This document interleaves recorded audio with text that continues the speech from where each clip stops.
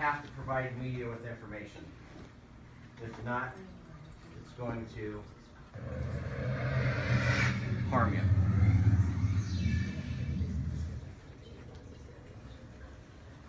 You know, these last couple of weeks reminded me of a story of when I was a reporter covering an officer-involved shooting in another market. I remember like it was yesterday. Young, dead, black teenager lying face down on the sidewalk in broad daylight.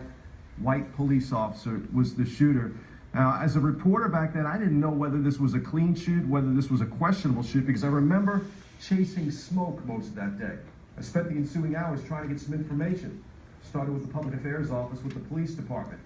Got the routine, regular, hey, don't call us, we'll call you, active investigation, nobody's talking.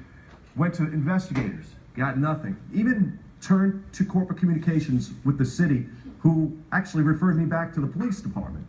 I was getting nowhere. Now, I knew I had a 6 o'clock live shot that night and a story to file for the broadcast, and I also knew that that clock was ticking. So what were my options? Well, I'll tell you what wasn't an option, calling my news director and telling him, hey, listen, we're gonna have to go ahead and kill that story.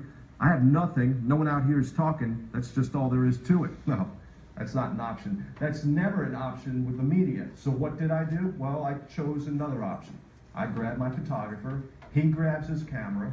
And off we go trotting off into the neighborhood looking for someone who may have known this young man, someone who may have seen something that afternoon. And I'll tell you what, there was no shortage of people looking to help us out and come on camera with us to talk. One of whom was an older gentleman who had some blistering things to say about the police department, but more importantly, what he allegedly saw out there that afternoon. So, here we go. Go ahead, use his sound bites for our story, do our live shot. We're breaking down, putting things back in the truck. No sooner do we finish, telephone's ringing. It's the public affairs director with the police department. This man is spitting mad that I would have the unmitigated temerity to put this gentleman on television who may or may not have had an honest account of what occurred out there that afternoon.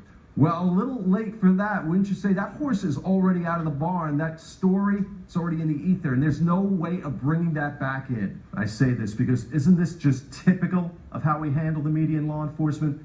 Just leave it to them to go off in their own direction, find their own sources. Sources that quite often aren't credible or benefit our organizations, and then we sit and lament about how the media always gets it wrong. Well, we can't expect them to get those stories right if we're not going to assist them along the way. Look, we're going to continue to get beat up, maligned, and just plain taken out of context in the press, and we don't start looking inward and begin to take matters into our own hands when it comes to messaging. We need to be active participants in communicating our messages instead of leaving it to the press to draw their own conclusions, find their own sources, and then just hope for the best. Hope's not a strategy.